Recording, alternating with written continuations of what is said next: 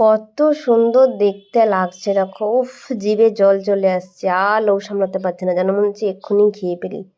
তাই না বন্ধুরা? দেখো, আমার তো খুব খিদে পাচ্ছে দেখে। উফ, আর পাচ্ছি না সামলাতে লোভ। চলো তাহলে দেখা যাক রেসিপিটা কিভাবে বানানো হয়েছে।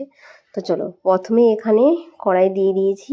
কড়াইতে পরিমাণ মতো আমরা এখানে তেল অ্যাড করে দেবো। তেলটা গরম হোক, ততক্ষণ বাকি যেগুলো লাগবে সেগুলো নিয়ে নিই। তো চলো, আজকে আমি রান্না করছি। হ্যাঁ বন্ধুরা, আমি রান্না করব। মাকে বললাম আমি রান্না করব। তো কড়াই তেল দিয়ে দিয়েছি, তেলের উপরে আমি লবঙ্গ দিয়েছি, তেজপাতা দিয়ে দিলাম, তারপরে আমি শুকনো লঙ্কা দিয়ে দিয়েছি। এগুলোকে আমি ভালো করে একটু ভেজে নেব। তারপরে দিয়ে দেবো একটু সামান্য পরিমাণে চিনি। হ্যাঁ, চিনি দিলে একটু দেখবে তরকারির কালারটা একটু সুন্দর আসে, বেশ সুস্বাদু মিষ্টি রঙের কালার একটা হয়। আমার তো খুব ভালো লাগে দেখতে। আমার খাওয়ার থেকে আমার রান্না করতে ভালো লাগে, রান্না দেখতে ভালো লাগে। অ্যাকচুয়ালি আমি এই বেশি তেল মশলাই খাই না, আমি একদম সেদ্ধ সেদ্ধ খাবার খাই, কিন্তু আজকে ভাবলাম রান্নাটা আমিই করব। তো চলো, এইভাবে অ্যাড করব ধনে পাতা, তারপর টমেটো দিয়ে ভালো করে নেড়ে নেব যতক্ষণ পর্যন্ত টমেটোটা না গলে। তো তার মধ্যে আমি এখানে পরিমাণ মতো দিয়ে দেবো লবণ। লবণ দিলেই টমেটোটা গলে যাবে, বুঝতেই পারছো। তখন কত সুন্দরভাবে টমেটোটা গলে যাবে। তার মধ্যে আমি অ্যাড করে দেবো হলুদ গুঁড়ো। তো চলো, হলুদ গুঁড়ো দিয়ে লবণ দিয়ে ভালো করে নাড়াচাড়া করে নিই কিছুক্ষণ ধরে। নাড়াচাড়া হোক।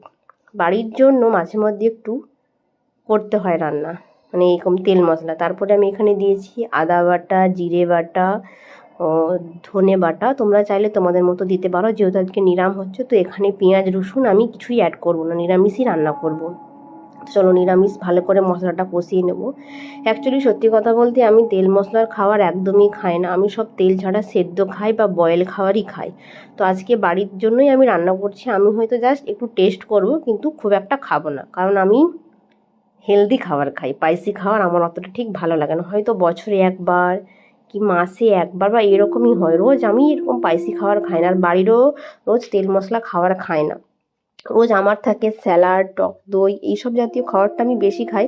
কিন্তু আজকে রান্না করতে ইচ্ছে করলো, তাই ভাবলাম রান্নার ভিডিওটা তোমাদের সাথে শেয়ার করি। আর দেখো ভিডিওটা কেমন লাগে, ভালো লাগলে তারপর একটা লাইক কমেন্ট শেয়ার করো। দেখো, কথা বলতে বলতে মশলা থেকে তেল ছেড়ে দিয়েছি। এখানে আমি সিদ্ধ করে রাখা এঁচোড়টা আমি মশলার মধ্যে অ্যাড করে দেবো।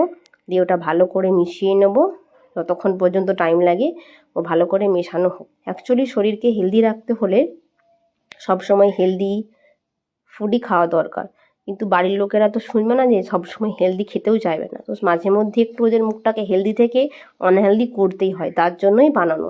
নাহলে আমার বাড়িতে রোজই হয় হেলদি হেলদি খাবার। কার কার বাড়িতে রোজ হেলদি হেলদি খাবার হয় বা হেলদি খাবার হয় না, কমেন্ট করে জানিও কিন্তু। তো এখানে আমি মশলাটা ভালো করে মিশিয়ে নেওয়ার পরে সামান্য একটু জল দিয়েছি, যাতে একটু গ্রেভি গ্রেভি টাইপের হয়। তো এটা কিছুক্ষণ হবে, তারপরে রান্নাটা আমার প্রায় কমপ্লিট হয়ে যাবে। তো চলো, ওটা কিছুক্ষণ হোক। দিয়ে আমি ঢেকে জল দিয়ে আর একটু পরিমাণে জল দেবো, কারণ বেশি জল দেবো না, যেহেতু নিরামিষ রান্না। তো ভালো করে একটু জল দিয়ে চাপা দিয়ে রেখে দেবো। নিজেকে সুস্থ রাখতে চাও, ফিট রাখতে চাও, তাহলে রোজ হেলদি হেলদি খাবার খাও। যদি মাঝে মধ্যে তোমার মনে হয় তুমি আনহেলদি খাবার খাবে, এক আধ দিন কিন্তু তুমি এইভাবে রান্না করে খেতেই পারো। তাতে কী হবে, জিভের স্বাদটাও চেঞ্জ হবে, তখন ভালোও লাগবে। কিন্তু রোজ তা বলে খেও না, তাহলে কি শরীরটা খারাপ হবে। চলো, গল্প করতে করতে দেখা গেল রান্নাটা আমার প্রায় কমপ্লিট হয়েই গেছে। এবার আমি রান্নাটা একটু নেড়ে চেড়ে একটু মাখো মাখো টাইপের, গ্রেভি গ্রেভি টাইপের করে নিয়ে রান্নাটা আমি নামিয়ে নেব। দেখো, তো রেসিপিটা কেমন লাগলো কমেন্ট করে জানিও। ভালো লাগলে একটা লাইক কমেন্ট শেয়ার করো। আবার দেখা হবে পরের ভিডিওতে। মা খাওয়ার নিয়ে বসে আছে, তো আমি চলে যাব গরম গরম ভাত, তার সাথে আজকের বাঙালির কচি পাঁঠার মাংস আর ভাত খাওয়ার জন্য। আমি গেলাম, খেয়ে নিই, তোমরা ভিডিওটা দেখো। দেখা হবে পরের কোনো সুন্দর ভিডিওতে। ততক্ষণ সবাই ভালো থেকো, সুস্থ থেকো, টাটা বাই।